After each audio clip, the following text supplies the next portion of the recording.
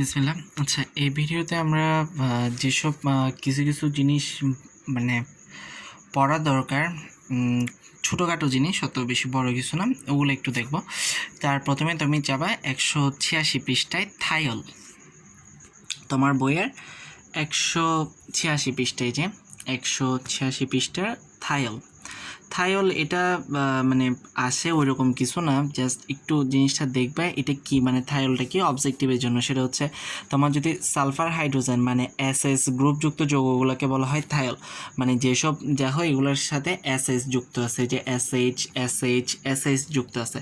তো অনেক সময় অবজেক্টিভ বা জ্ঞানমূলক প্রশ্ন থাকতে পারে যে থাইল কি, ঠিক আছে, তখন হয়তো বা সেজন্য একটু বলে রাখলাম, জাস্ট একটু দেখলা থাইল জিনিসটা কি। আচ্ছা, এরপর তোমার যাবা তোমার বইয়ের 223 এবং 224 পৃষ্ঠায় যাবা।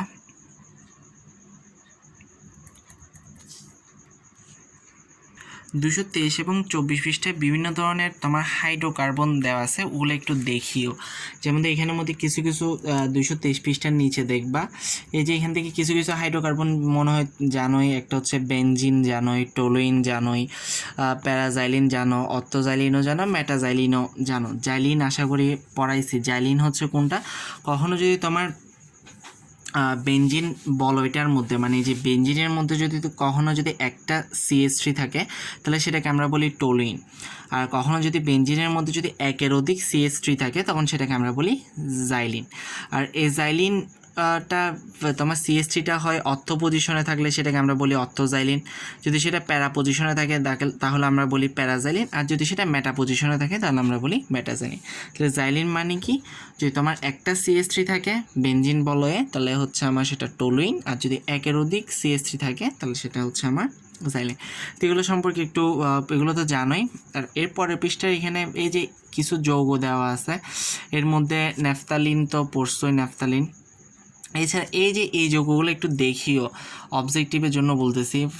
যদি অনেক সময় দিতে পারে উদ্দীপকের যৌগটির নাম কি বা এরকম কিছু যদি দেয়, একটু জাস্ট দেখে রাখিও, একটু মাথায় রাখিও যে যৌগটা কীরকম। আর এখানে কিছু যৌগ আছে পিরিডিন, থায়োফিন, ফিউরান, পাইরল, এগুলো একটু দেখে নিও, জাস্ট যৌগগুলা।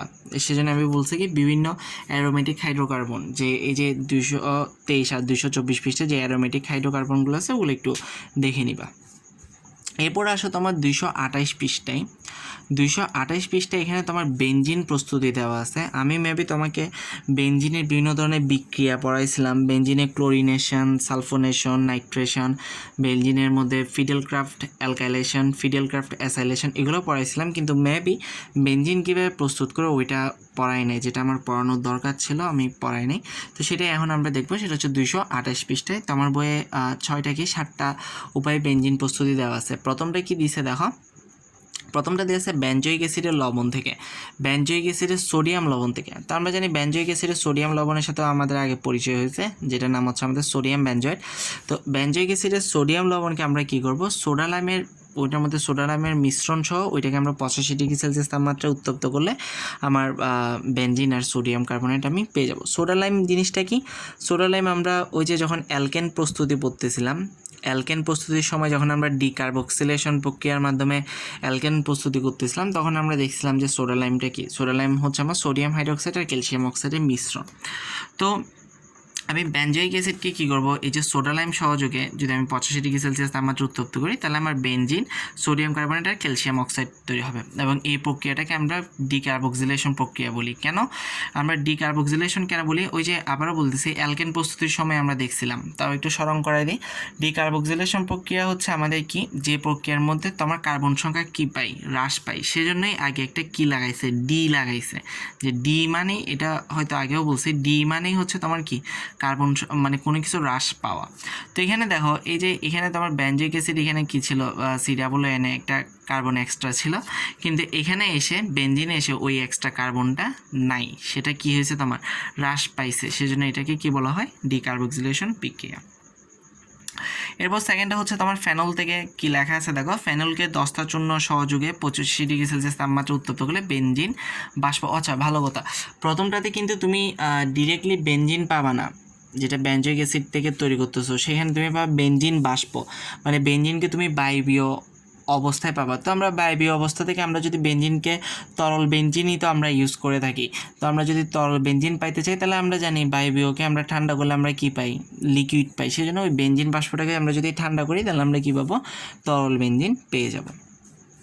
আচ্ছা, এখন কথা আসতে পারে যে এই প্রক্রিয়াটার মধ্যে, আচ্ছা ফেনোলেটটা একটু বলে নিই। ফেনোলেটটা সিম্পল, ফেনলকে জিঙ্ক জন্য সহ তুমি যদি 65 ডিগ্রি সেলসিয়াস তাপমাত্রায় উত্তপ্ত করো তাহলে বেঞ্জিন আর জিঙ্ক অক্সাইড পাবা। আর এই ক্ষেত্রেও তোমার বেঞ্জিন বাষ্পটাই পাবা, ফেনল থেকেও যখন উৎপন্ন করবা ওই বেঞ্জিন বাষ্পটাকে তুমি ঠান্ডা করলে তুমি তরল বেঞ্জিন পাবা। এখন কথা হচ্ছে এখানে কেন বেঞ্জিন তোমার বাষ্প হয়ে যায়, কেন বেঞ্জিন বাষ্প হয়ে যায়। এখানে দেখো একটা লেখা আছে বেঞ্জিনের স্ফুটনাঙ্ক হচ্ছে কত, 80.4 ডিগ্রি সেলসিয়াস। আমরা জানি পানির স্ফুটনাঙ্ক হচ্ছে 100 ডিগ্রি সেলসিয়াস, মানে 100 ডিগ্রি তাপমাত্রায় পানি তোমার ফুটতে শুরু করে। ঠিক তেমনি বেঞ্জিনও কি হয়, 80.4 ডিগ্রি সেলসিয়াস তাপমাত্রায় ফুটতে শুরু করে, মানে তোমার বায়বীয় হতে শুরু করে। তো আমি বেঞ্জিনের স্ফুটনাঙ্ক ক্রস করে আমি কি দিচ্ছি, 85 ডিগ্রি সেলসিয়াস তাপমাত্রা দিচ্ছি, মানে 80.4 ডিগ্রি সেলসিয়াস অনেক আগে ক্রস করে ফেলছি, যার কারণে যে বেঞ্জিনটা উৎপন্ন হচ্ছে সেটা তোমার কি হচ্ছে, বায়বীয় অবস্থায় মানে বাষ্পীভূত অবস্থায় সেটা উৎপন্ন হচ্ছে। তো ফেনোলেটটাও সিম্পল, ফেনল কী করে, এই যে এখান থেকে তোমার অক্সিজেনটাকে সরাই নেয়। তো অক্সিজেনটাকে সরাই নিয়ে সে অক্সিজেনটা জিঙ্কের সাথে যুক্ত হয়ে তোমার জিঙ্ক অক্সাইড গঠন করে। আর এখানে ওই যে কার্বন, তো ওই কার্বনটা তো হাইড্রোজেন হারাই ফেলছিল, ওই হাইড্রোজেনকে সরাই আমি এখানে ওএইচ বসাইছিলাম, সেই কার্বনের কাছে আবার তার হারানো হাইড্রোজেন কি ফিরে আসে, ফিরে এসে সেটা বেঞ্জিন তৈরি করে। এরপর হচ্ছে তোমার গ্রিগনার্ড বিকারক থেকে, এটাও সিম্পল লেখা আছে কি গ্রিগনার্ড বিকারক, যেমন হচ্ছে আমরা জানি গ্রিগনার্ড বিকারক মানে কি আমার অ্যালকাইল ম্যাগনেসিয়াম হ্যালাইড। তো আমরা অ্যালকাইল হ্যালাইড বা অ্যারাইল হ্যালাইড পড়ার পর থেকে আমরা দেখছি যেখানে আমরা অ্যালকাইল বসাইতে পারি সেখানে চাইলে আমরা কি অ্যারাইলও বসাইতে পারি, মানে ফিনাইলও বসাইতে পারি। তো সেটাই করছি আমি, অ্যালকাইলের জায়গায় আমি কি বসাইছি, ফিনাইল বসাইছি। মানে তোমার বেঞ্জিন থেকে আমরা আশা করি জানি ফিনাইল বা অ্যারাইল মানে হচ্ছে কি, আমরা যদি বেঞ্জিন থেকে একটা হাইড্রোজেন নিয়ে নিই তাহলে ওইটাকে আমরা বলি কি ফিনাইল বা অ্যারাইল। তো এটা হচ্ছে আমার ফিনাইল ম্যাগনেসিয়াম ক্লোরাইড, মানে আমার গ্রিগনার্ড বিকারক। গ্রিগনার্ড বিকারককে যদি আমি আর্দ্র বিশ্লেষণ করি, মানে আমি যদি এটার মধ্যে পানি যোগ করি, তাহলে দেখো পানি মানে কি তোমার এস আর ওএস। আবার বলতেছি পানি মানে কি এস আর ওএস। ওই পানির এসটা কি হয়, এই C6H5 এর সাথে যুক্ত হয়ে যায়। তাহলে ওই যে C6H5 এর সাথে একটা এস যুক্ত হওয়ার কারণে সেটা হয়ে যায় C6H6। তাহলে ওই পানির ওএসটা তো থেকে গেল, ওই এসটা এই ম্যাগনেসিয়াম ক্লোরাইডের সাথে যুক্ত হয়ে ম্যাগনেসিয়াম হাইড্রোক্সাইড ক্লোরাইড গঠন করে। আচ্ছা, এরপর আসি ডায়াজোনিয়াম লবণ থেকে, 4 নাম্বার যেটা দেওয়া আছে।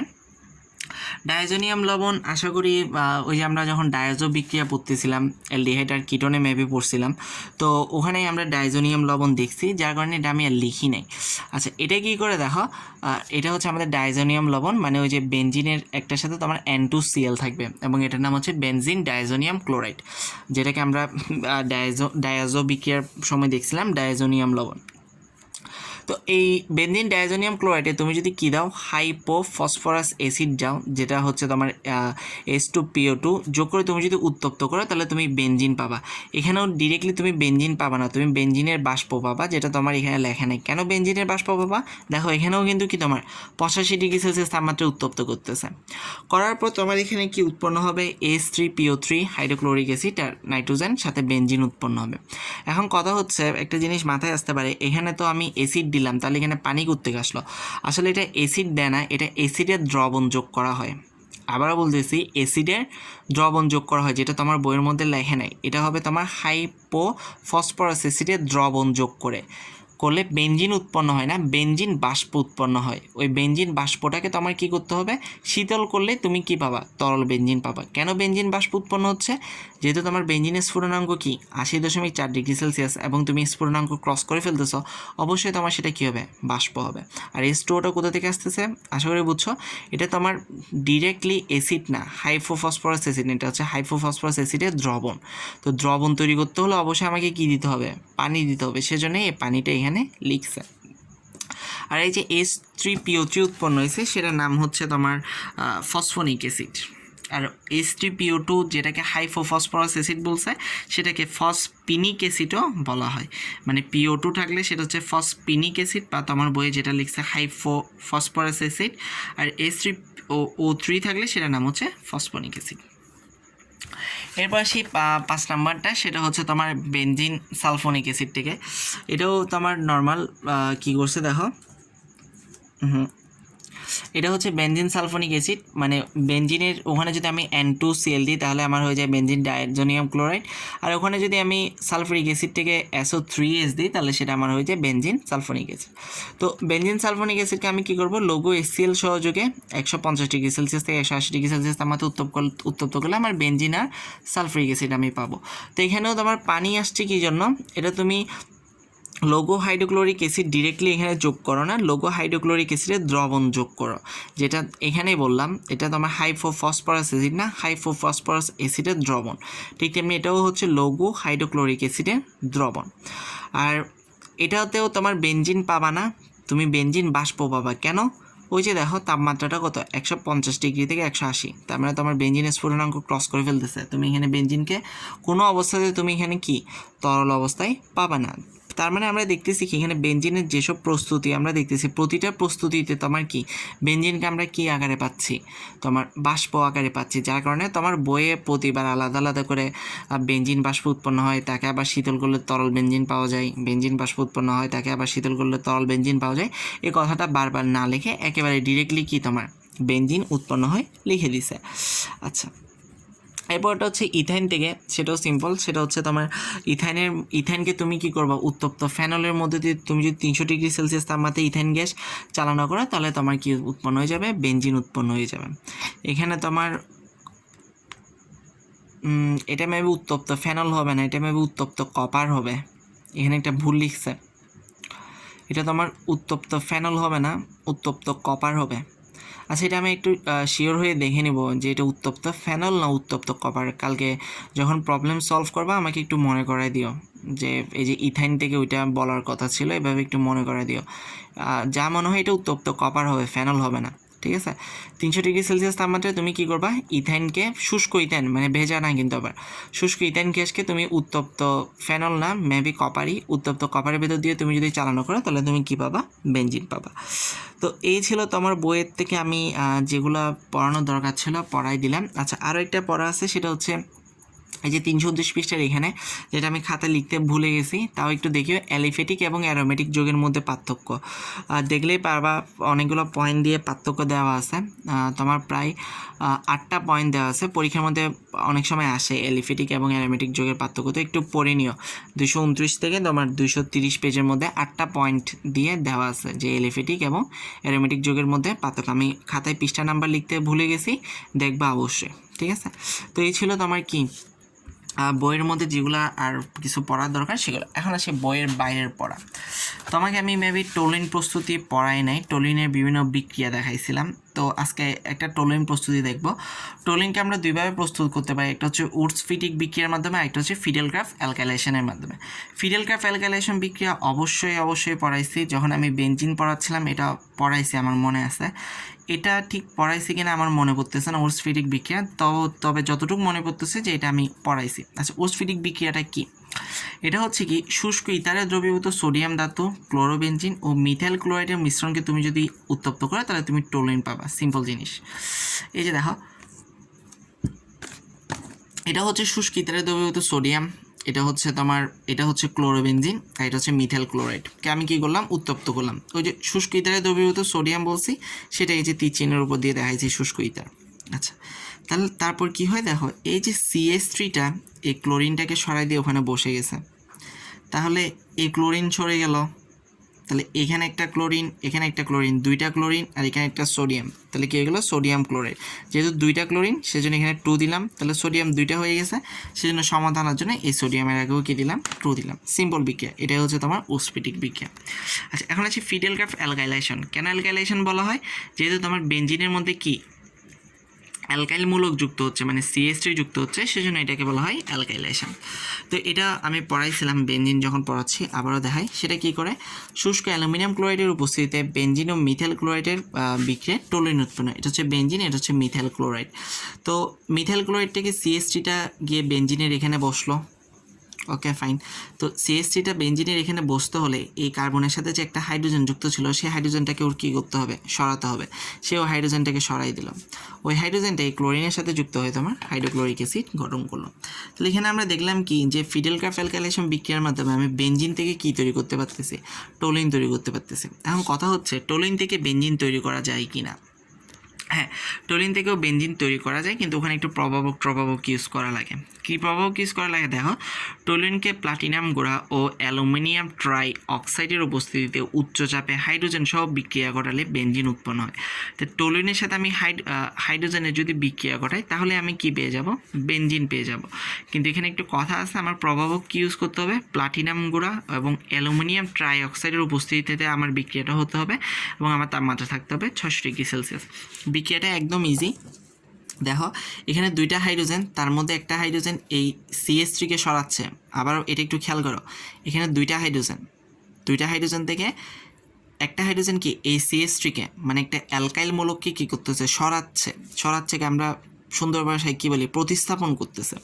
তাহলে এখান থেকে এই দুইটা হাইড্রোজেন, একটা হাইড্রোজেন কী করলো, এই CH3কে প্রতিস্থাপন করে ওই কার্বনের হারানো হাইড্রোজেন কার্বনের কাছে চলে গেছে, তার মানে ওইটা কী হয়ে গেল, বেঞ্জিন হয়ে গেল। তাহলে এখানে একটা হাইড্রোজেন বাকি রয়ে গেল না, ওই হাইড্রোজেনটা কী করে, এই যে অ্যালকাইলটা যেটা প্রতিস্থাপিত হয়েছে তার সাথে যুক্ত হয়ে তোমার মিথেন গঠন করে। আচ্ছা, তাহলে এখন আমি টোলুইন থেকে বেঞ্জিন উৎপন্ন করছি, ঠিক একই প্রক্রিয়ায় আমি জাইলিন হতেও কী করতে পারি, বেঞ্জিন তৈরি করতে পারি। জাইলিন একটু আগেই দেখাইছি যে আমরা অনেক রকম জাইলিন দেখছি। জাইলিন মানে কি, আমার যদি কখনো কি থাকে, আমার একের অধিক যদি CH3 মূলক থাকে, একটা যদি CH3 থাকে তাহলে তো সেটাকে আমরা টোলিন বলতেছি। যদি দুইটা CH3 থাকে তাহলে সেটাকে আমরা বলবো জাইলিন। সেই জাইলিন তার অবস্থান অনুসারে অত্ত হইতে পারে, প্যারা হইতে পারে বা ম্যাটা হইতে পারে, ঠিক আছে। আচ্ছা, তো জাইলিন হতেও তোমার কি বেঞ্জিনটা প্রস্তুত করতে পারি। এটা আমি একটা জাইলিন নিলাম, ঠিক সেম এটার মতো জাইলিনের মধ্যে আমি কি দিব, হাইড্রোজেন দিব তোমার কিসের উপস্থিতিতে, প্লাটিনাম গুঁড়ো ও অ্যালুমিনিয়াম ট্রাইঅক্সাইডের উপস্থিতিতে উচ্চ চাপে 600 ডিগ্রি সেলসিয়াস তাপমাত্রায়। তাহলে এখানে একটু সমস্যা হয়, সেটা হচ্ছে ওই যে দুইটা হাইড্রোজেন, তার মধ্যে একটা হাইড্রোজেন কি এই দেখো একটু খেয়াল করো, এখানের মধ্যে একটা CH3 ছিল, যার কারণে একটা হাইড্রোজেন একটা CH3কে সরাইছে। কিন্তু এখানের মধ্যে দেখো দুইটা CH3, তো জাইলিন থেকে যদি তোমার বেঞ্জিন হইতে হয় তাহলে ওই দুই কার্বনের কাছে তার দুইটা হাইড্রোজেনকে কিন্তু ফিরাই দিতে হবে। তার মানে এখানে দুইটা CH3কে কী করতে হবে, সরাই দিতে হবে, মানে দুইটা CH3কেই তোমার প্রতিস্থাপিত করতে হবে। যার কারণে এই হাইড্রোজেন দুইটাই কী করে, এই দুইটা CH3কে সরাই দেয়, মানে প্রতিস্থাপিত করে ওই যে আবার কার্বনের কাছে তার হারানো হাইড্রোজেন ফিরে আসে। তো ফিরে আসার কারণে ওই জাইলিন থেকে কী হয়ে যায়, বেঞ্জিন হয়ে যায়। তাহলে এই যে দুইটা CH3 সরে গেল, ওরা তখন কী করবে, ওরা তখন একে অপরের সাথে যুক্ত হয়ে দুইটা কার্বন মানে C2, তিনটা 6টা হাইড্রোজেন C2H6 মানে তোমার ইথেন তৈরি করে। এবং এই যে এই দুইটা বিক্রিয়াকে বলা হয় হাইড্রো ডি অ্যালকাইলেশন বিক্রিয়া। কেন বলা হয়, কেননা আমি একটু আগে বলছিলাম ডি মানে হচ্ছে তোমার প্রতিস্থাপিত করা। তো এখানে আমি কোন জিনিসটাকে প্রতিস্থাপিত করতেছি, এই যে অ্যালকাইলকে প্রতিস্থাপিত করতেছি। অ্যালকাইলকে আমি কি দিয়ে প্রতিস্থাপিত করতেছি, একটা করে হাইড্রোজেন দিয়ে আমি কী করতেছি, অ্যালকাইলকে প্রতিস্থাপন করতেছি। এই যে হাইড্রোজেন দিয়ে অ্যালকাইলকে প্রতিস্থাপন করতেছি বলে এই দুইটা বিক্রিয়াকে বলা হয় হাইড্রো ডি অ্যালকাইলেশন বিক্রিয়া। তো আশা করি বুঝছেন। তো এই ছিল বেঞ্জিন আর টোলুইন নিয়ে তোমার পড়া। এরপর আমরা যেটা অনেক দিন ধরে পড়তে চাইতেছিলাম সেটা আমরা দেখব, সেটা হচ্ছে গাঠনিক সমনতা। কোন জিনিসের কয়টা গাঠনিক সমনতা হতে পারে, আমরা জ্যামিতিক সমনতা দেখছিলাম কয়টা জ্যামিতিক সমনতা হতে পারে, কারণ কোন যোগের কয়টা গাঠনিক সমনতা হতে পারে সেটা আমরা কিভাবে দেখব। আচ্ছা, একটু মনোযোগ দিয়ে খেয়াল করো। সেটা হচ্ছে এটা বলার আগে একটা জিনিস মাথায় রাখবা, কোনো একটা যৌগ তার নিজের সমাণু, আবারও বলতেছি, কোনো একটা যৌগ তার নিজেরই কি নিজের একটা সমাণু। যেমন ধরো মিথেন, আর এর আগে সমানতা জিনিসটা কি, সমানতা মানে হচ্ছে তোমার যৌগগুলার তোমার কেমিক্যাল সংকেতটা, ঠিক আছে, রাসায়নিক সংকেতটা একই থাকবে, কিন্তু গাঠনিক সংকেতটা বা গাঠনিক বা স্ট্রাকচারটা তোমার কী হয়ে যাবে, উল্টাপাল্টা হবে বা একটার সাথে একটা মিল থাকবে না, কিন্তু সংকেত একই থাকবে। আচ্ছা, মিথেনের আইসোমার বা মিথেনের সমানতা হচ্ছে একটা। কেন, আমরা মিথেন মানে CH4, কার্বনের চারপাশে চারটা হাতে চারটা হাইড্রোজেন। তো তুমি কোনোভাবে এটার স্ট্রাকচারকে কি চেঞ্জ করা সম্ভব, তুমি যে দিক থেকেই লেখো না কেন কার্বন তার 4 হাতে কি 4টা হাইড্রোজেনকে ধরে রাখবে, তার মানে এটার স্ট্রাকচার চেঞ্জ করা সম্ভব না, যার কারণে মিথেনের আইসোমার হচ্ছে একটা। ওই যে কেন একটা, একটু আগে যেটা বললাম, কোনো একটা যৌগ তার নিজের একটা কি আইসোমার, সে নিজেই নিজের একটা কি আইসোমার। তো মিথেন থেকে তো ওর কোনো গঠন চেঞ্জ করা যাচ্ছে না, ওর 4টা হাতে 4টা হাইড্রোজেনই আছে, যেটাকে তুমি মানে কোনোভাবে চেঞ্জ করতে পারবে, যেদিকেই করো না কেন 4 হাতে কিন্তু আমার 4টা হাইড্রোজেনই থাকবে, সেজন্য মিথেনের আইসোমার হচ্ছে একটা। ঠিক অনুরূপভাবে ইথেনের ক্ষেত্রে যদি দেখো, যেদিকে চেঞ্জ করো হাইড্রোজেনগুলো একই থাকবে, যার কারণে ইথেনেরও আইসোমার হচ্ছে একটা। কেন একটা, সে নিজেই কি নিজের একটা আইসোমার। অনুরূপভাবে প্রোপেনেরও আইসোমার একটা। শুরু হয় বিউটেন থেকে, বিউটেনের আইসোমার হচ্ছে 2টা। কেন বিউটেনের আইসোমার 2টা সেটা একটু দেখি। আগে বলছি যৌগ নিজেই নিজের কি একটা আইসোমার, তো আগে সেই যৌগটাকে আমরা এঁকে ফেলি। আমরা এই যে বিউটেন আঁকছি, আমাদের এত বড় করে আঁকার দরকার নাই, সেটাকে আমরা কী করব, সংক্ষেপে লিখে ফেলবো, এবং সংক্ষেপেই আমরা সবগুলো আইসোমার তৈরি করব, কেননা এত বড় করে লিখতে গেলে অনেক টাইম লাগবে, মাথাও ঘোরাবে। আচ্ছা, এটাকে সংক্ষেপে লিখলাম। দেখো এই জায়গায় আছে কি CH3, এটা CS2 CS2 CS3। আচ্ছা, একটা জিনিস মনে রাখবা, অ্যালকেন সামনের দিকে যতই আগাবো এই দুই পাশে 2টা CH3 ঠিকই থাকবে, শুধু মাঝখানে CS2গুলো বাড়তে থাকবে। যেমন তো যখন আমি বিউটেন লিখতেছি, দুই পাশে 2টা CH3 ঠিক আছে, মাঝখানে CS2 কয়টা, 2টা। কিন্তু যখন আমি প্যান্টেন লিখবো, দেখো প্যান্টেন দুই পাশে 2টা CH3 ঠিকই আছে, এভাবে মনে রাখলে সোজা হয় জিনিসগুলো। দুই পাশে 2টা CH3 ঠিকই আছে, দেখো শুধু মাঝখানে CS2গুলো কি বাড়তেছে। বিউটেনের ক্ষেত্রে মাঝখানে CS2 ছিল 2টা, প্যান্টেনে মাঝখানে CS2 3টা। ঠিক তেমনি হেক্সেনে যখন যাব, দুই পাশে 2টা CH3 ঠিকই থাকবে, মাঝখানে হেক্সেনে গেলে CS2 হয়ে যাবে কয়টা, যেহেতু প্যান্টেনে 3টা, হেক্সেনে হয়ে যাবে 4টা CS2 মাঝখানে। আচ্ছা, এখন আসি বিউটেনের সমাণু বললাম আমি 2টা, সে নিজেই নিজের একটা সমাণু, তার মানে এই যে একটা সমাণু আমি পাই গেলাম, সে নিজেই নিজের একটা সমাণু। এখন আসি অন্য সমাণুটা, অন্য সমাণুটার নাম হচ্ছে আইসোবিউটেন, বা এটা হচ্ছে তোমার নর্মাল নামে এটাকে আইসোবিউটেন বলা হয়, কিন্তু আমরা ইউপেক নামকরণ দিয়ে এটা এইসব সমানতা বেশি চিনি, এবং এটা ইউপেক নাম হচ্ছে 2-মিথাইল প্রোপেন। কীভাবে 2-মিথাইল প্রোপেন হয়েছে জিজ্ঞেস করিও না, কারণ ইউপেক নাম অনেক পড়াইছি, চিন্তা করে দেখো কেন এটার নাম 2-মিথাইল প্রোপেন হলো। আচ্ছা, এখন দেখি এটা কিভাবে আমি তৈরি করলাম। আচ্ছা, এটা দেখার আগে একটা সহজ নিয়ম শিখাই দিই, এই নিয়মটা একটু খেয়াল করো, তাহলে বাকিগুলো সব পারবা। সেটা হচ্ছে, এই যে দুই পাশে 2টা CH3কে ঠিক রাখবা, মাঝখানের এই 2টা CS2 যে কোনো একটাকে টার্গেট করবা। আবারও বলি, দুই পাশে 2টা CH3কে কী করবা, ঠিক রাখবা, মাঝখানে যে CS2গুলো থাকবে তাদের একটাকে টার্গেট করবা। তাহলে দেখো আমি এই যে দেখো যেটা সমানও তৈরি করছে, দুই পাশে 2টা CH3কে কিন্তু আমি ঠিকই রাখছি, দেখছো দুই পাশে 2টা CH3কে আমি ঠিকই রাখছি, মাঝখানে এই CS2টাকে টার্গেট করলাম। তো যে CS2টাকে টার্গেট করবো তার থেকে একটা হাইড্রোজেনকে কমাই দিবা, দেখো এই যে তার থেকে আমি একটা হাইড্রোজেনকে কমাই দেওয়ার ফলে এটা CH হয়ে গেছে।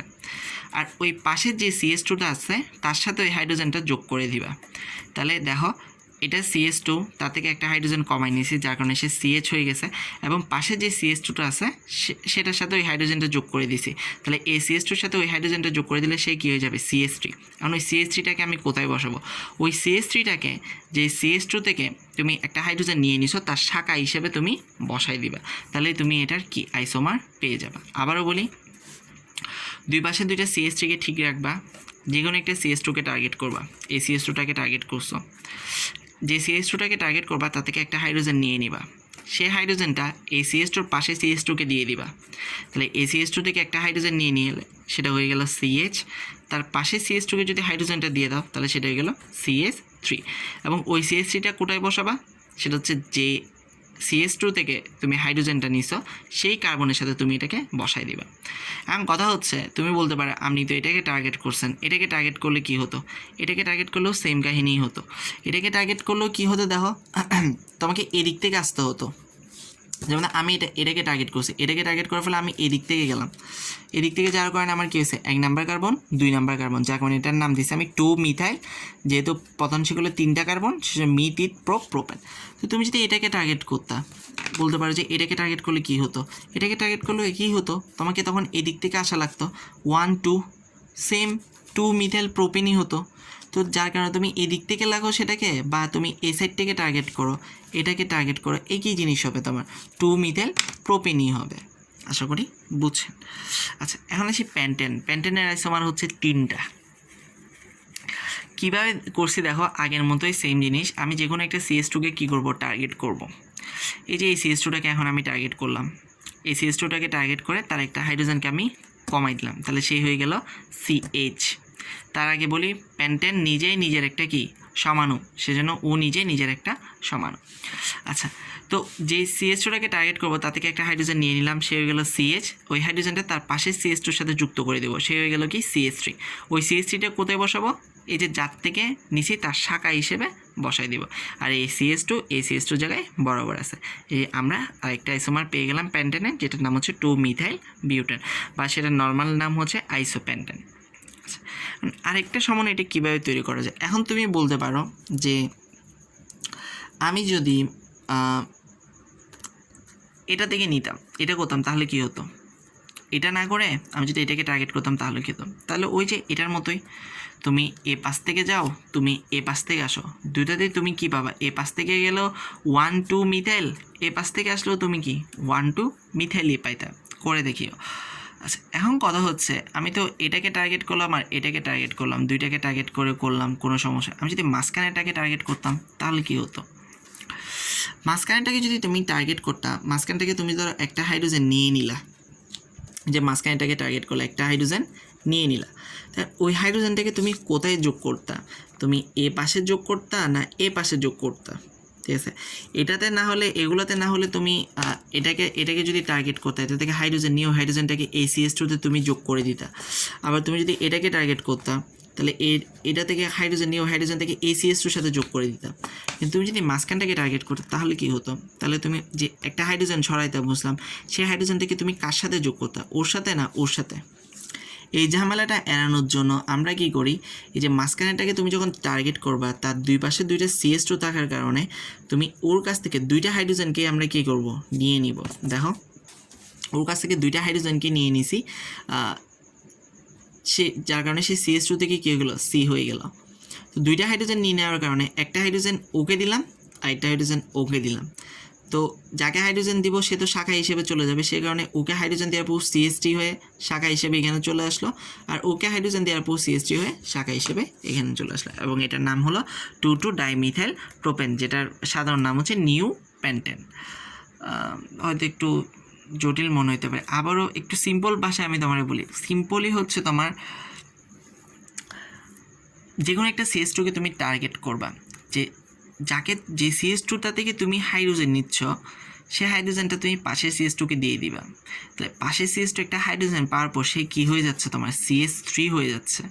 ওই CS3টা যে CS2 থেকে তুমি মানে যে কার্বন থেকে তুমি হাইড্রোজেন নিছো, সেই কার্বনের সাথে তুমি শাখা হিসেবে যোগ করে দিবা। তো যদি এরকম হয়, যদি মাঝখানের পড়ে যায় যে ওর দুই পাশেই দুইটা CS2 আছে, তখন তো একটা হাইড্রোজেন নেওয়া পসিবল হচ্ছে না, কারণ একটা হাইড্রোজেন নিলে সেই হাইড্রোজেনটাও কাকে দিবে, ওকে দিবে না ওকে দিবে, মানে কাকে শাখা হিসেবে রাখবে। তখন এত ঝামেলায় না যেয়ে কী করে, এই কার্বন থেকে দুইটা হাইড্রোজেনই কী হয়ে যায়, চলে যায়। একটা হাইড্রোজেন উড়ে দিয়ে ও CH3 হিসেবে শাখায় চলে গেল, আর একটা হাইড্রোজেন উড়ে দিয়ে ও CH3 হিসেবে কি শাখায় চলে গেল। আশা করি বুঝতে পারছো।